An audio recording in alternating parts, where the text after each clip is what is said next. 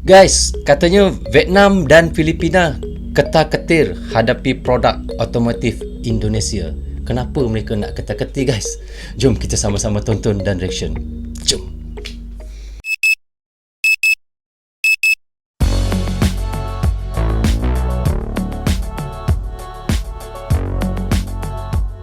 Kalau ku pandang kelip bintang menjauh di sana, saya ku dengar melodi cinta yang menggema. Terasa kembali keluar jiwa mudaku, kami bersatu alna lalu semua kopi. Hai guys, Assalamualaikum. Apa khabar semua? Berjumpa lagi kita di dalam Brozul Channel, guys. Apa khabar anda, orang Indonesia, orang Malaysia, orang Brunei, orang Singapura dan di seluruh dunia? Apa khabar anda semua? Saya doakan semoga anda semua sentiasa sihat, sentiasa dalam rahmat Allah dan sentiasa dalam lindungan Allah Subhanahu Wa Taala. Itulah sebaik-baiknya rezeki yang Allah berikan kepada kita, iaitu kesihatan dan umur yang panjang. Okey, bagi anda yang baru saja menjumpai channel Brozul, jangan lupa tekan subscribe dan jangan juga lupa klik butang loncengnya sekali, guys. Bukannya apa, guys, supaya anda akan sentiasa dapat notification ataupun video-video terbaru yang saya uploadkan untuk anda semua. Okey, hari ini saya nak reaction lagi satu lagi daripada channel Jurnal 12. Tajuknya, guys, Vietnam dan Filipin ketar-ketir hadapi produk otomotif Indonesia, bahkan sempat dihalangi agar tak masuk. Wow, guys, kenapa mereka nak menghalang produk ataupun otomotif Indonesia untuk masuk ke negara mereka? Lepas tu, guys, jangan lupa untuk subscribe channel Jurnal 12, ya. Support channel sekali dan Brozul Channel. Okey, tanpa membuang masa dan dengan lagi, jom kita sama-sama tonton dan reaction bersama dengan saya, Brozul Channel, guys. Jom. Iping, dah nak mula. So, okay, guys, kita mulakan dengan kiraan 1, 2, 3. Tapi waktu saya ke Jepang, itu yang saya ceritain kemana-mana. Dan semua perusahaan mobil pada saat itu, namanya Toyota, double kapasitas, namanya Daihatsu, sekarang ini produksi di Indonesianya lebih besar daripada di Jepangnya. Yang namanya Suzuki double kapasitas, Mitsubishi double kapasitas. Ekspor melejit 39%. Produk otomotif Republik Indonesia sukses bikin ketar-ketir Vietnam hingga Filipina. Produk Indonesia nyatanya banyak ditakuti oleh negara lain karena berpotensi mendominasi pasar negara bersangkutan. Salah satu produk yang berkembang pesat di pasar ekspor adalah produksi otomotif atau mobil. Contoh terkini adalah Vietnam sebagai negara dengan pasar otomotif terbesar kedua bagi Indonesia bakal memberlakukan standar emisi Euro 5. Kebijakan itu bisa jadi pengganjal bagi industri otomotif yang saat ini masih menerapkan standar emisi Euro 4. Dilansir dari CNBC Indonesia, Jumat 30 Juli 2021, Sekretaris Jenderal Gabungan Industri Kendaraan Bermotor Indonesia atau GAIKINDO, Kukuh Kumara mengatakan, Iklan sekejap ya, guys, Biasa, guys, kita tengok live ke YouTube memang ada iklan. Okay, skip. Mengatakan negara selalu mencoba menciptakan technical barrier karena ingin industrinya tumbuh. Ia juga menyatakan industri dalam negeri sudah bersiap dalam menyelesaikan aturan tersebut. Secara teknologi, pabrikan otomotif sudah memiliki teknologinya dari negara asal untuk diadopsi di Indonesia. Indonesia juga sudah berpengalaman ketika beradaptasi dari Euro 2 ke Euro 4 beberapa tahun lalu. Sempat muncul peraturan Menteri Lingkungan Hidup dan Kehutanan nomor P.20 tahun 2017 tentang baku mutu emisi gas buang kendaraan bermotor tipe baru kategori M, kategori N, dan kategori O. Nampak cepat dia pasang, pada 7 April 2017. Nampak sangat dah biasa buat kerja ni. Euro 6 kendaraan berbahan bakar solar dari yang semula direncanakan pada 2021 mundur menjadi tahun 2022 atas permintaan industri otomotif. Dua negara yang paling banyak memasok mobil ke pasar Vietnam, yakni Indonesia dan Thailand, yakni dengan jumlah 90%. Selama ini negara Gajah Putih lebih bisa mendominasi dengan jumlah yang lebih besar. Namun untuk pertama kalinya, ekspor mobil ke Vietnam, Indonesia berhasil menyalip Thailand pada Januari hingga Mei tahun lalu. Data dari Vietnam Customs menunjukkan sepanjang 5 bulan pertama di tahun 2020, Indonesia telah mengekspor sebanyak 15.074 unit mobil. Indonesia bisa menyalip dengan menguasai 53% dari total 28.532 impor mobil dengan spesifikasi mobil 9 kapasitas bangku atau di bawahnya. Dengan torehan itu, mobil buatan Indonesia mampu melengsarkan Thailand di posisi kedua yang mengambil 37% pasar Vietnam setelah berada di posisi puncak sejak tahun 2016. Tidak hanya Vietnam, Filipina juga menjadi negara yang turut berusaha menjaga produk otomotif Indonesia melalui safeguard berupa bea masuk tindakan pengamanan perdagangan sementara atau BMTPS pada awal Januari lalu. Namun, Filipina tidak bisa asal menerapkan BMTPS karena harus terlebih dahulu membuktikan bahwa Indonesia melakukan pelanggaran. Komisi Tarif Filipina juga sudah melakukan penyelidikan formal yang akan menentukan apakah menemukan pelanggaran tersebut. Kabar teranyar, Filipina gagal membuktikannya. Filipina memang menjadi pasar empuk bagi pabrikan mobil Indonesia. Tahun 2019 lalu saja, jumlah mobil yang berhasil tercatat sebagai ekspor mencapai 86.000 kendaraan. Daihatsu, Toyota, Mitsubishi Motors, Suzuki, Honda menjadi 5 eksportir terbesar, kemudian diikuti Isuzu, Wuling maupun Hyundai. Saat ekspor mobil Indonesia sengaja dihadang oleh otoritas Filipina, Menteri Perdagangan Muhammad Lutfi juga ikut bereaksi. Sementara pada paruh pertama tahun ini, kinerja ekspor mobil buatan Indonesia baik dalam bentuk utuh atau CBU atau terurai atau CKD rupanya mengalami peningkatan dibandingkan periode yang sama tahun lalu. Data ekspor Gabungan Industri Kendaraan Bermotor Indonesia atau GAIKINDO menunjukkan sepanjang Januari hingga Juni 2021 ada 146.985 mobil yang dikapalkan, naik sekira 39% dari kurun waktu serupa tahun lalu sebesar 105.229 unit.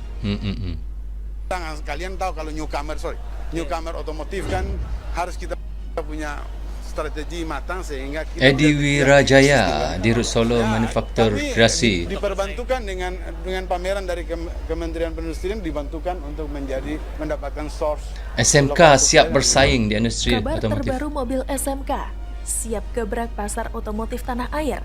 SMK siapkan 10 model mobil SMK siap bersaing. Sebelum kita lanjut, bagi viewer baru, jangan lupa klik subscribe dan nyalakan lonceng Jangan lupa notifikasinya subscribe ya guys ya. agar Anda tidak ketinggalan informasi terbaru dari Jurnal 12. Jangan lupa subscribe Jurnal Lama tidak ada kabar, 12. ternyata ada kabar terbaru dari mobil SMK. PT Solo Manufaktur Kreasi atau yang dikenal dengan SMK merupakan pabrikan yang memproduksi mobil asli anak bangsa yang diresmikan sejak tahun 2019. Lokasinya di Jalan Raya Demangan, kilometer 3,5, Sambi Boyolali, Jawa Tengah. Hadirnya pabrikan asal Indonesia. Iklan The lagi world is guys. entering Sebentar ya. into an economic recession. Market volatility is at an all-time high, and that is when there's Okey, turut sambung. meramaikan pasar otomotif tanah air dengan menghadirkan 10 model terbarunya. Ternyata ada 10 model varian mobil SMK yang siap menggebrak pasar macam otomotif di BMW tanah air. model Di dia. antaranya, yang pertama Bentuk ialah dia. SMK Dikdaya 2.0. Model ini merupakan rebranding dari mobil pabrikan Cina Fode Lion F22 pickup. Unit SMK Dikdaya ini daripada digambarkan China. memakai mesin Dia diesel punya dengan model kapasitas bentuk dia. 2000 cc 4x2 yang mampu memuntahkan tenaga 134 HP pada 4000 rpm. Oh, cantik dan model dia. torsi sebesar 300 Nm di angka 2000 Bentuk dia rpm macam dengan kalau transmisi tengok macam manual Hilux 5 pun speed. ada. Toyota Selain itu, Hilux. terdapat fitur keselamatan pada mobil ini seperti ABS, EBD. Harga mobil tersebut diperkirakan dijual 200-300 jutaan rupiah. Selanjutnya, yang kedua, ada SMK Garuda 2.0. Mobil SUV ini merupakan mobil yang paling ditunggu kehadirannya untuk dipasarkan di tanah air. Ya. Hal itu disebabkan SMK Garuda 2.0 dibuat untuk bersaing melawan pabrikan Toyota, Fortuner, dan Mitsubishi Pajero Sport dengan harga yang untuk bersaing dengan terjangkau Fortuner. pastinya. Kabarnya mobil ini akan menggendong mesin diesel dengan kapasitas 2000 cc. SMK Garuda 2.0 diperkirakan akan dipasarkan dengan harga 268 jutaan rupiah. Untuk yang ketiga, ada SMK Raja Wali. Mobil ini diklaim sebagai mobil karya anak bangsa. Mobil bertipe SUV ini dibekali mesin 150 cc multi-point 4 silinder, menghasilkan tenaga 105 HP pada 5.500 rpm dan torsi sebesar 145 Nm pada angka 4.100 rpm dengan transmisi manual 5 speed. Mobil ini menyita banyak perhatian masyarakat pada awal resmi dipublikasikan. Bahkan Presiden Jokowi yang saat itu menjabat sebagai wali kota Solo menyukai dan memakai kendaraan tersebut untuk keperluan dinas pada tahun 2012 lalu. Sedangkan yang keempat ada SMK Borneo. SMK Borneo merupakan sebuah mobil dengan tipe minibus. Dimensi bodi yang panjang dan lebar membuat mobil tersebut Ini macam digunakan Fortuner. sebagai mobil travel atau pariwisata yang bisa mengangkut banyak penumpang. Macam Toyota Mobil Fortuner, ini dibekali mesin diesel. Mobil ini bisa dipasarkan di Indonesia Bentuk memiliki dia. harga di bawah 300 juta rupiah. Yang kelima, ada SMK Bima 1.2. Mobil ini sudah resmi rilis dan dipasarkan secara nasional. Mobil ini dibekali mesin bensin e-Power L4 DOHC yang dinilai bandel dan awet. Mobil ini dipasarkan dengan harga terjangkau yaitu sekitar 110 jutaan rupiah. Yang keenam, ada SMK Bima 1.3. Mobil tersebut dirilis secara bersamaan dengan SMK Bima 1.2. Mobil ini memakai mesin bensin dengan kapasitas 1298 cc DOHC 16 valve. Tidak terdapat perbedaan yang cukup signifikan, menjadikan mobil ini memiliki harga yang terjangkau juga, yakni sekitar 110 jutaan rupiah. Selanjutnya ada mobil SMK Bima 1.8. Mengenai desainnya, terdapat kemiripan antara SMK Bima 1.2 dan Bima 1.3. Hanya saja yang membedakan adalah panjang bodi dan mesin yang diusungnya. Panjang bodi dia. Mesin bensin dengan kapasitas ini macam BMW bentuk belakang dia. Dengan transmisi manual.